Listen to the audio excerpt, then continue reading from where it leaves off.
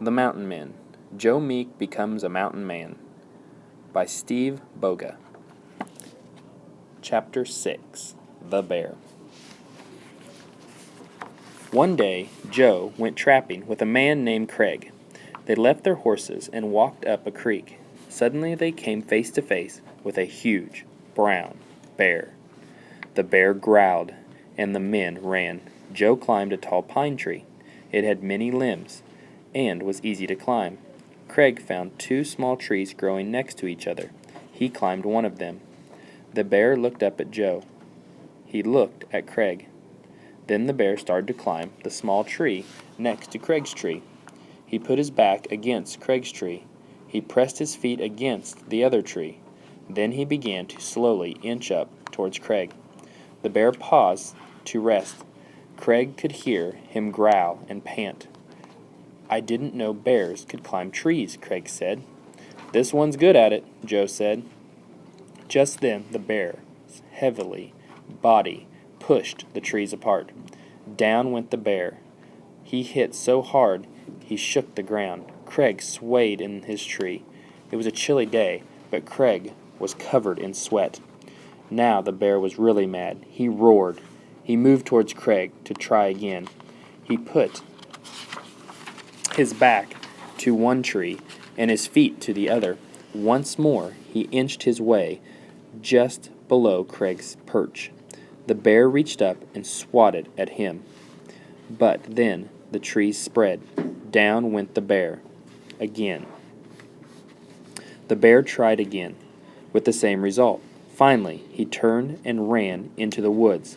Joe started to laugh. Craig climbed down. He was disgusted. "Oh, you can laugh now," Craig said, "but you were no help with that beast." Where were you?" "In a tall tree. It's where you should have been," Joe said. You could have done something," Craig said. Joe knew that mountain men laughed at fear, so Joe said, "He was your guest. I thought he looked quite friendly," he added. Chapter 7. Winter and Springtime. Joe became a great trapper. In the fall, only Fitz trapped more beavers than Joe. Joe loved the work, and he loved the life. The best trapping seasons were spring and fall. In November, the men made a winter camp. Winter was hard for Joe. It was hard for all the men. It was a time to rest and stay put. The men hunted and played cards, but it was cold and they grew bored. Fights broke out. At last spring came. Joe was glad to start trapping again. He once more felt free. One day, Joe headed back to main camp. He'd been trapping for 4 days. He had 35 beavers. Joe was cold and wet, but he felt good. He couldn't wait to see the other men. He hoped they were having deer for dinner. About a mile from camp, Craig suddenly came riding right towards them. He was moving fast. Craig yelled, "You can't go back to camp. Indians. Head for the mountains." Joe turned his mule and followed, but Craig had barely slowed down. He was soon out of sight. Joe was alone with his mule. An hour later, he stopped at a stream to drink. "I'm in a bad spot," he said to the mule.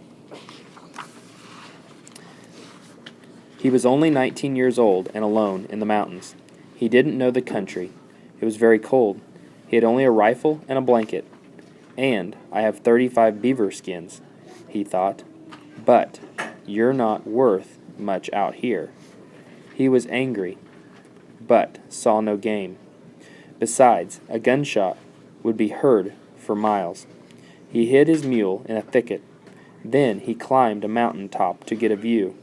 And what a view! Below him rolled the Yellowstone River. To the north and to the south, one white mountain rose above another, mountains as far as an eye could see. Joe said, "Nothing but mountains." "Well, that's what I wanted." Then he began to cry, but he wasn't sure why. It was dark by the time Joe got down from the mountain. He found his mule, but he couldn't camp there. He still could not light a fire. The wrong Indians might see it, but if he camped without a fire, he would freeze to death. He had to keep moving. In the morning, he crossed the Yellowstone River. An hour later, he was in Rough Mountains. He left his mule behind. Now he had only a blanket and a rifle, and he hadn't eaten in 2 days. On day 3, he found an anthill. He held his arm to the top of it. Soon ants covered his arm and hand. He ate as many as he could. Then he went back for more. That night he caught some large black crickets. He put them on a stick and roasted them over a fire. He'd heard of mountain men eating their deer-skin shoes. He thought about it, but he only had one pair. He walked 20 more miles through the mountains. It was day 4, and he spotted a band of mountain sheep. He got a sheep with his first shot. Then he built a fire and cooked the meat. It was the best meat he'd ever had. In 5 days, he saw no people. He heard birds, and he heard the noises of the forest. I've never felt so alone, he thought. At the end of the day, 5, Joe shot a rabbit. He built a fire and started to roast the rabbit. It was almost ready. Just then, 4 Indians came through the woods. His gun lay on the other side of camp. What a fool I am, he thought. He had no chance to fight, so he ran away as fast as he could. The Indians did not chase him. Instead, they sat down at his fire. Joe watched them from behind some bushes. The Indians talked and laughed. Joe's stomach growled. He was starving. Then the Indians began to eat. They made Joe mad. He mumbled, "That's my rabbit. I haven't eaten in 3 days." Joe knew they were Nez Perce people. That tribe had helped Lewis and Clark. So Joe decided to take a chance. He walked out of his hiding place. He slowly approached the Indians. They glanced up at him and kept eating. Joe made a sign that he was hungry. The tallest Indian smiled and waved him over. He handed Joe his rabbit on the willow stick. It was cooked perfectly. The Indians had saved it for him. They were eating their own deer meat. That night, Joe and the 4 Indians feasted together. Chapter 8. Found at last. On the morning of day 6, Joe decided to climb a mountain. Maybe from the top he could figure out where to go next. He ate his last piece of rabbit and started climbing. It was a stormy day, and the wind blew in his face. He reached the top of the mountain. What he saw he couldn't believe. The land was smoking and boiling. Water and gases shot into the air. Joe walked down to get a closer look. It was all so amazing. He saw ponds of boiling mud. They gave off a gas that smelled bad. Some smelled like rotten eggs. Suddenly, hot water shot out of the ground. It flew high in the air, like a July 4th rocket. The earth whistled and gurgled. The wind raged. Joe just stood and stared, but he stayed calm. The air was calm, or the air was warm, he thought. I've been cold so long, it feels good here. He found a spring. The water was warm, like a bath. He took off his clothes and got in. The warm water was soothing. This was heaven, he said. Suddenly, he heard 2 gunshots. Then someone yelled. He jumped out of the water and dressed. Just as he picked up his gun, he heard a voice say, "Why, it's old Joe!" It was Reese and Craig. They had been looking for him for 6 days.